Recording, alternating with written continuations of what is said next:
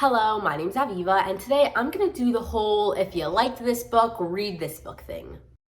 So the theme for today's video is pretty simple. If you've read one of the books, then I'm recommending another book that is super similar to it that I think that you will enjoy as well. I have a lot of really good matches here today. Not only do I think that my matches are good, but also these are some of my favorite books. Like I'm literally sitting in front of a pile of some of my absolute favorite books that I've read recently. So I hope that you enjoy my recommendations. First up, I'm gonna share a really popular book that I've been seeing around so much recently, and that is The Love Hypothesis by Ali Hazelwood. This is a fake dating romance that happens to be surrounded by a lot of signs. It's basically about this girl who ends up for some reason fake dating a professor that, she's working with. She's a PhD student and he is a professor. So you have a little bit of that, they're not on the same level sort of thing, but then also they're both scientists and then also they end up fake dating. So this was a really good book and also it's really popular. So I wouldn't be surprised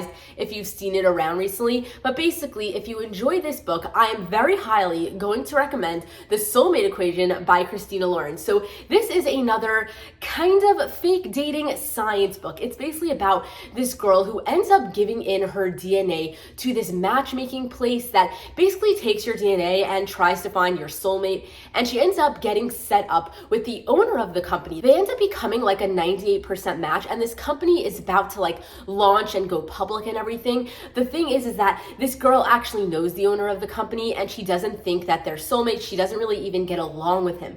So the company decides to pay her to date him to see if they're going to be soulmates or not, and also for publicity and everything. So it kind of has that we're not on even level because he's the owner of the company and she is a girl who really needs the money. That's why she agrees to fake date him. But then also it's got the whole science thing going on. So I really do think that both of these books have a lot of similar things going on. Also the writing style and just the whole vibe of it. I really do think that if you've read one, you're gonna really enjoy the other. So my next one is kind of like a 3-book mashup. It's basically if you've enjoyed The Hating Game by Sally Thorne or The Unhoneymooners by Christina Lauren, which this one is an enemies to lovers workplace environment book, and this is a fake dating, go on a fake honeymoon sort of book, then I recommend reading The Spanish Love Deception by Elena Armez. Basically because The Spanish Love Deception is an enemies to lovers workplace environment fake dating wedding book. So it basically has everything that are in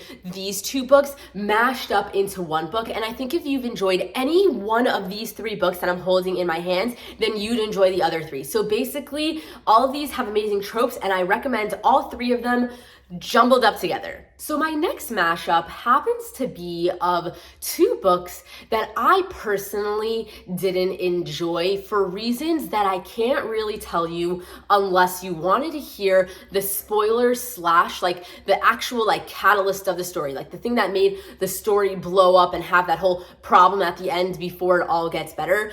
But the thing is that these are 2 extremely popular books, and I do think that if you've read one and very much enjoyed it, then you would very much like the other one because for so many reasons they are super similar. So I really wanted to add it in here just in case you wanted to check one or the other out. But basically I'm talking about People We Meet on Vacation by Emily Henry and The Love in Other Words by Christina Lauren. So both of these are best friends to strangers, 2 acquaintances again, 2 lovers that both have a dual timeline and also very similar vibes going on. So in People We Meet on Vacation, we basically have these 2 people who they met in college and they quickly became best friends, and they started going on vacations together every summer or whenever it was that they went on vacation together. And throughout this book, you get to see the past tense of when they used to go on vacation after vacation. So you're seeing 11 years ago and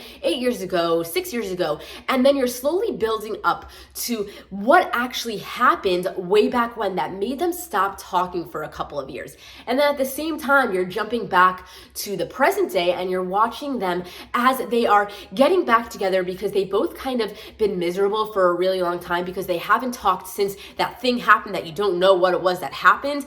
And they try to go on one more vacation together to see if they they can like, you know, save their friendship before it's too late. And then on this book, which is Love in Other Words, you basically follow the same kind of vibe. You're following two storylines. You're following one where these two people are children and they kind of become best friends just because they get along really well, but also it's like very heavy on like they've collected a lot of books together, like they both are lovers of books and therefore they sit in like a corner and they read all day as children. It's very cute, especially if you're like a book lover.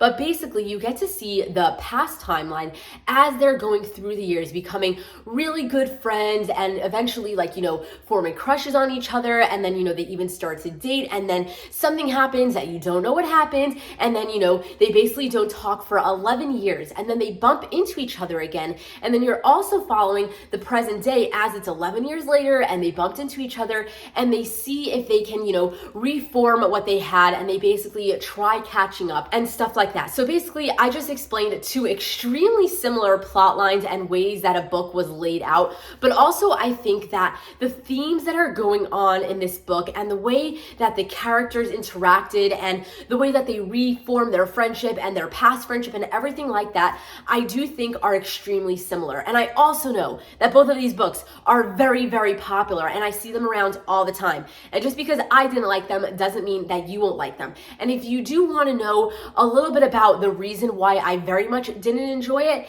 then you can DM me on Instagram and I'm more than happy to let you know. But I just don't want to give away any spoilers because the reason I didn't like them is literally like the spoiler of the book. So yeah. So before we moved on, I wanted to match one more book to Love in Other Words. So I have Broken Night by L.J. Shen, which is the second book in the All Saints High companion series. And I very much think that if you enjoy the love story in Love in Other Words, the way that they, you know, had their friendship and that they were meant to be, and it was just two people who were literally soulmates, then you'd very much enjoy the actual love story of Broken Night. So in this book, you're following Luna and Night, and Luna is a mute, but she can talk, she just chooses not to. And then you have Night, who is basically her best friend and protector, and they've literally been best friends since the day that they were born, and Night always watches out for her, and like they're literally inseparable. And you get to see a little bit like in their past as they're growing up and how, you know, they were just like meant to be with each other. But for the most part, you're following like the present day as they're like teenagers. So it's basically like he is like a senior in high school and she is like in her first year of college, and basically you get to just see them struggling about how they very much want to be together, except there's just stuff in their way, and for whatever reason they're kind of just like, you know, not being together. And why I think that these two books are very good together is because of the romance, not necessarily like the storyline, but like the actual relationship of how these two people are literally soulmates. They were literally put on this world to be together, and the way that like they literally cannot think of a single other person, and like they just were meant to be. These two people in both of these books, they were meant to be, and I think if you very much liked one of the love stories, you'd very much enjoy the other one. Also, there are some similar themes going on in both books, but basically I think that these two are a really good match. Just take my word for it. Next up, I wanted to share Josh and Hazel's Guide to Not Dating by Christina Lauren, which just by the way is one of my favorite books of all time. This is the first adult contemporary romance book that I ever read, and it literally like put me on a path for the dark, smutty romances that I'm currently reading today. So I really have a lot to give thanks to on this book. But basically, this is a friends to lovers book, but in a really like cute way. It's basically this really, really quirky girl ends up becoming best friends with her best friend's brother. It happens to be that they went to college together and they never really talked back then. She's kind of like really quirky and would embarrass herself in front of him like very often, and he always was just like, okay, sure. And then it's like years later and they basically meet again at her best friend's barbecue, and she's like, oh my god, this is your brother, I know who he is. And then they end up becoming best friends, and they start going on a bunch of like dates because they both want to get out there again. So they end up doing this whole double date thing, and then they end up like enjoying each other's companies more than their actual dates, and then obviously they're gonna end up together because it's a happily ever after. But basically, if you very much enjoyed this book, then I think you'd enjoy Not So Nice Guy by R.S. Gray. So this is another friends to lovers book, but it had really similar vibes. Like when I was reading Not So Nice Guy, I seriously just kept thinking of Josh and Hazel's Guide to Not Dating, mostly because this girl has that like quirky personality. Again, like I don't often see such interesting quirky girls in books, and basically they very much reminded me of each other. But basically in Not So Nice Guy, you're following these two people who work together. They're both teachers. Oh my god, I even forgot that this girl is a teacher and this girl is also a teacher. They both teach like young children. That's so funny. But basically, Not So Nice Guy, you're following these two people. They work together in this elementary school, and happens to be they both always liked each other, but it was never the right time because they were always dating other people. And for some odd reason, they both got the vibes off of each other that they didn't like each other. So therefore they never like actually made a move. And then all of a sudden they're both single at the same time, and they basically decide to make some moves on each other. And then it goes from there. So I don't know, for some reason, these two books, I really do think that if you liked one, you'd very much like the other. They have very similar themes. They have very similar vibes. They kind of just both like put a smile on your face. And I'm just telling you, this is a good match. So before I move on from Josh and Hazel's Guide to Not Dating, I do have one more rec in a little bit of a different direction, which is basically Not My Match by Isla Madden Mills. So this is actually the second book in a duology, and I actually didn't read the first book in the series, and I'm pretty sure it's called Not My Romeo, but I would recommend reading that one first because I do feel like I missed a little bit of the beginning of these two people's relationships like from that book, and I just didn't realize like that this was the second book in a like duet or whatever you want to call it until I started reading, and then it was too late. But basically these two gave me very similar vibes, but for a little bit of a different reason than Josh and Hazel and Not So Nice Guy. Basically in Not My Match, you're following these two people who end up becoming roommates. Why did they become roommates again? I don't even remember, but basically he's a football player and she is his best friend's wife's sister, and he happened to, you know, have liked her for a while. Obviously they've been in close proximity with each other because, you know, her sister and his best friend got married and were dating in the first book and stuff like that. So basically for whatever reason she ends up rooming with him for a while, and oh right, her apartment got burned down, that's why. And basically she needed a place to stay and he takes her in, and obviously a romance is gonna bloom. And happens to be in Josh and Hazel's Guide to Not Dating. I didn't mention this because it wasn't prevalent to like the match from before, but in Josh and Hazel's Guide to Not Dating, maybe I did mention it, doesn't matter. Anyway, they end up becoming roommates also because her apartment gets flooded and he happens to have an extra bedroom, and she basically moves in with him for a while, and that's when they start going on all of these double dates.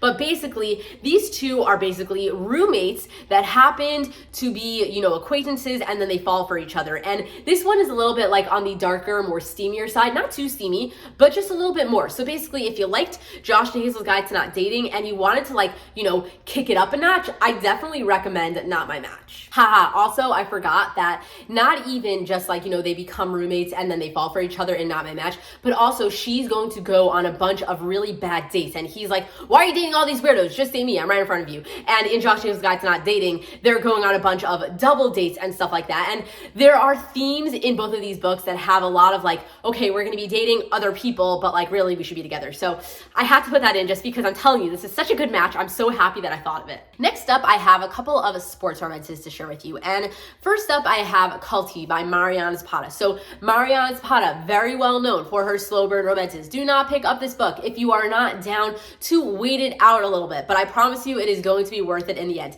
Even if it's like a 700-page book and they don't kiss until the last 100 pages or so, it will be so worth it, and you're gonna be like, oh my god, I couldn't have seen it go any other way, sort of thing. But basically, let's not get off topic here. I'm a big Mariana Zapata supporter, and happens to be Culty is my favorite of all of the books that I've read by her so far, but I have to do a lot of her backlog, so basically that might change in the future. But for now, Culty is my favorite. But again, we are getting off topic here. Culty, it is a soccer romance. You're basically following this girl who has always looked up to this pro soccer player ever since she was like really young, and basically he's the reason that she became a pro soccer player, and now she's an adult, and guess what? She's a pro soccer player, and basically her team is getting a new coach. coach. And who do you know the coach is? This guy that she looked up to her entire life. And you know what? The second that they meet, they don't actually get along. He's actually like the biggest grump in the world, and she kind of hates him. And then the story is going to go from there, and they are slowly going to have a friendship and a romance. So I very much like this book, and I happen to think that if you enjoyed Culty, which is the more popular book of the two, then you will probably enjoy Scoring Wilder by R.S. Gray. So this is a less popular book, but happens to be I read this one first, and then I read Culty. And I do have to admit that Culty is better, but Scoring Wilder was like 5 out of 5 stars the moment that I read it. But then, you know, there's some 5 out of 5 stars that are just better than others, and Culty is just like on another level. But at the same time, Scoring Wilder is still a ton of freaking fun. This one is basically about a girl who is a freshman in college, and she is like the rookie of the year soccer girl, or whatever you say. I'm not really good with all the lingo, but basically her team is getting a new coach for the season who happens to be a pro soccer player that is a couple of years older than her. He kind of has to like fix his image for some reason, so he's going to be, you know, volunteering to be her soccer coach. And happens to be same thing in Culty. He was volunteering for a season for like similar reasons as well. But basically, these both have very similar themes, especially in the soccer, the coach to player sort of forbidden dynamic thing going on. And for whatever reason, I mean, very simple reasons, they're very similar. I think that if you liked one, you'd like the other. And happens to be, if you haven't read either of them, I kind of recommend starting with Scoring Wilder, because I did this one first, and then I just enjoyed Culty so much more. I think if you did it backwards, because I have a friend that did it backwards, she was like, Scoring Wilder was really good, but Culty was better. So for me, I was like, Scoring Wilder is amazing, and then Culty is like top tier perfection. So, you know, take from that what you will. Next up, I wanted to give a couple of recommendations for Off Campus by Elle Kennedy. This is basically a college hockey companion series romance, and even though the recommendations I'm about to match with this are not college hockey romances, it's mostly because I just think that if you enjoyed Off Campus for its sports romance kind of vibes, then you're going to enjoy the books that I'm about to recommend. So I have 2 to share with you. First is going to be Throttled by Lauren Asher. So this is the first book in the Dirty Air series. The Dirty Air series is a collection of 4 books, and this is a race car driving companion series sort of thing. So you're following Formula One race car drivers as they each have their own romance. And I know that like they technically have nothing to do with each other, because Throttled and the Dirty Air series is not taking place in college, and you know, it's race car drivers and not hockey stuff, but they're both companion series, and they're both sports romances, and they both have like similar vibes going on. Like they're both dual perspective. The steam level in both of these books are very similar, and also like age range, it's kind of right there. Usually the girls that are in these books are more on the like, we're just out of college phase versus like this is actually taking place in college. So they're not a perfect match, but I do think that if you enjoyed Off Campus in a sports romance companion series sort of vibe, then I think you'd enjoy Throttled, which is race car drivers, but still it's got similar vibes because, you know, sports romances, hot guys, hot girls, stuff like that. But anyway, I do have one more recommendation, which is Enemies by Tijan. So this is a standalone book. So this is not really the perfect match, but it is in a different way. Basically, football enemies to lovers romance. So I very much liked this book. This one, you're basically following this girl who ends up moving like out of state to go to this college because she really wanted to like go to this specific program. And basically she grew up with a guy that they used to be best friends, and then like when they hit puberty, they became enemies. Like they started to hate each other, and now they both happen to be in the same state, and he is a pro football player, and their parents are kind of like, well, you both know each other, and like, you know, you don't know anybody else in the state of Texas, so here are each other's phone numbers, call each other. And they're like, we hate each other, we're not calling each other. And basically something ends up happening in her life and nobody can get a hold of her. So he kind of takes it upon himself to go and tell her this devastating news. And then when she hears about it, something else happens, and then he basically takes care of her, and a romance is going to bloom. So I know that, like, you know, it's not a perfect match, but it still has that sports romance vibes. It's got that college vibe kind of, because she's in college and whatever. I basically do think that if you enjoyed one of these books, you're very much going to enjoy the other, because at the end of the day, if you're reading off campus, for the most part, you're reading it for the college sports vibes, and this one definitely has those vibes too. So I have one more sports recommendation, which I am putting out there. Don't take my word on this so much, only because I didn't love either one of these books, but let's get into it and then I'll explain. I have Pucked by Helena Hunting and Playing for Keeps by Kendall Ryan. So both of these books are sports romances again. This one, actually both of them are hockey romances, and they both aren't college. They're more like pro hockey players. Like both of these guys in the books are pro players, and they're gonna end up having their own romance. So why I think that both of these are extremely similar is because of its steam level. So the reason why I didn't like both of these books was because of its steam and lack of plot. I am all for steam. Like seriously, give me as much as you want. But the thing is you gotta back it up with a really good plot. Give me some angst, give me some tension, give me some development, stuff like that. And happens to be in both of these books, I found that very much lacking. In Pucked, it started out with like a 3-page or like literally like a chapter and a half one night stand. And I'm like, okay, thank you for giving me that in the first 30 pages of the book. So it was a little bit much to start with, and then they ended up having this one night stand, and then, he kind of really likes her, and then he starts like pursuing her, and she's like, I don't know if I want to get involved with you. And then obviously they're going to start sleeping together like throughout this entire book. And there's like literally like 6 or more sex scenes in this book that are all like a chapter or more long, but it also has that hockey player pro vibe of like, oh, I was sleeping with so many people until I met you sort of thing. And then we have Playing for Keeps, which is kind of the same thing of like, I was a player until I met you, and like I kind of had a one night stand with you even though I shouldn't have, and then all of a sudden I really can't stop thinking about you. And this happens to be a brothers best friends romance. I think this one is too. This is like a brothers teammates thing. I don't know if they were like best friends or not, but this one is definitely a brothers best friends because him and the brother are roommates. So, it gets complicated. But basically, I'm very much mashing these two books up for its steam level and its vibe level. I mean, obviously also, the storyline, for basically a lot of reasons. These two are super similar. So if you have read one and you enjoyed it, I would recommend checking out the other. But I also will say that like, if you were a fan of off campus and like, oh, you heard hockey player sports romance sort of thing,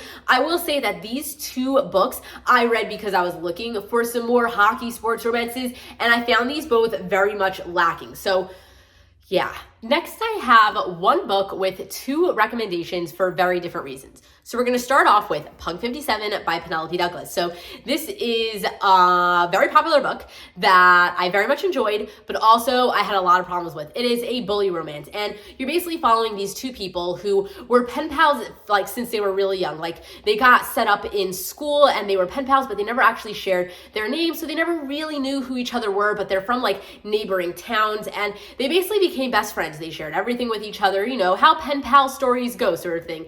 And basically one day this guy runs into this girl and he's like, oh my God, you're my pen pal. But like he didn't say it out loud because he was actually really mad with what he saw. He's like, you've been lying to me this whole time. You are not who I expected you to be, and therefore I'm very mad at you. And then he stops writing her for a couple of months, and she's like, what the hell? Why isn't he answering me? Like, oh my God, like what did I do? Like, she's just like really confused. And it's like 3 months later, and he basically shows up at her school and starts bullying the hell out of her. And he knows who she is and she doesn't know who he is. And then the story kind of takes off from there. So this is a very big bully high school romance that is new adult and steamy and a little bit like taboo-ish vibes. Like it's a little bit heavier of topics and a little bit darker. And even though I really much enjoyed it, I also like don't really know how I feel about it, because at some points the bullying got like a little bit intense for me that I'm like, I don't know how I feel about this. Also, like, was high school really that bad? But basically, if you enjoyed Punk 57, which I know is an extremely popular book, and you enjoyed it because of Masha and the bullying aspect in this book, then I recommend reading Pretty Reckless by LJ Shen. And in this book, you're basically following these 2 people who they met when they were younger, and they kind of had like a love at first sight moment, but like not really, but really they kind of just like connected right away. And then something happens, and it's kind of the girl's fault. And because of that, the guy ends up absolutely hating her guts and feels like he needs to get revenge on her. And basically now it's 4 years later and they kind of like haven't really talked all that time. Like they've kind of like been avoiding each other. And then he ends up becoming her foster sibling or whatever. Like he ends up moving into her house and her parents end up like taking him and like taking care of him and stuff like that. And the story's kind of gonna go from there where like he's gonna start bullying her and like really messing with her and trying to like ruin her life sort of thing. And even though the pen pal situation of like in Punk 57 of like, oh, I don't know who he is, but like, you know, there's a whole thing going on, I like forget that for a second. It's more of like if you really enjoyed Masha and the romance and the whole idea of the bullying aspect, I really do think you like Pretty Reckless. Like so freaking similar. Like literally I was reading it and this guy's name is Penn and I'm like, Penn is literally Masha. Like the way that they were, you know, dealing with each other and the way that the bullying went and the way the romance went also, like literally like very, very similar. So I really had to match these up for character reasons. But then if you're looking for a plot mashup, I have Dirty Letters by V.E. Keeland and Penelope Ward. V. Keeland, not V.E. Keeland. But anyway, these are now both pen pal romances. So in Dirty Letters, you have the same kind of thing. They were pen pals. They got set up from their school. One was in England, one was in America, and they basically became best friends. They shared everything with each other. And they kind of kept sharing letters up until like senior year of high school. And then something happened to her. And then she kind of stopped writing him. And now it's like 8 years later. And he's like, why did I never hear from her? So he ends up like sending her one more letter, kind of being like, I really hate you for like never answering me back and stuff like that. And then she ends up writing him the reason that she kind of stopped writing him in the beginning. And then they start, you know, resending each other's letters. And then they kind of want to meet because now that they're adults, their letters kind of like turned really steamy. And now they kind of like want to see each other in person sort of thing. And then the story's going to go from there and you're kind of going to watch their relationship sort of thing. So I'm matching these both up because of like the pen pal vibes. Next up, I have The Sweetest Oblivion by Daniel Laurie, which is the first book in the Maid series that I'm matching up with Brutal Prince by Sophie Lark, which is the first book in the Brutal Birthright series. So both of these series are mafia romances, and both first books in the series happen to be arranged marriages. So if you've read mafia romances before, then you probably are aware that a lot of trigger warnings come with mafia in general, so I'm not really pointing anything out, but if you have any trigger warnings, I do recommend, you know, checking them out before, you know, you jump into any one of these books because mafias come with a lot of triggers. But basically, I very much loved both of these books. I started out with reading The Sweetest Oblivion. It was my first mafia romance that I read and I fell in love. So I started doing a lot of research into the mafia niche and I found Brutal Prince, and then I'm like, oh my God, thank God, I found another really good companion series that happens to be 6 books long. So I very much like these, and I do think that if you've read one, you're very much going to enjoy the other because they're so freaking similar. And the last books that I'm going to share with you are from the same series that I just talked about. So The Darkest Temptation, which is the third book in the Maid series, I'm matching up with Stolen Heir, which is the second book in the Brutal Birthright series. So both of these are kidnapping romances, like abduction, Stockholm Syndrome vibes, and happens to be The Darkest Temptation. Really, really dark. Like literally, it's got its name for a reason. But I very much liked it. And basically, if you are into the whole kidnapping mafia vibe, then I'm matching these two up also because super, super similar.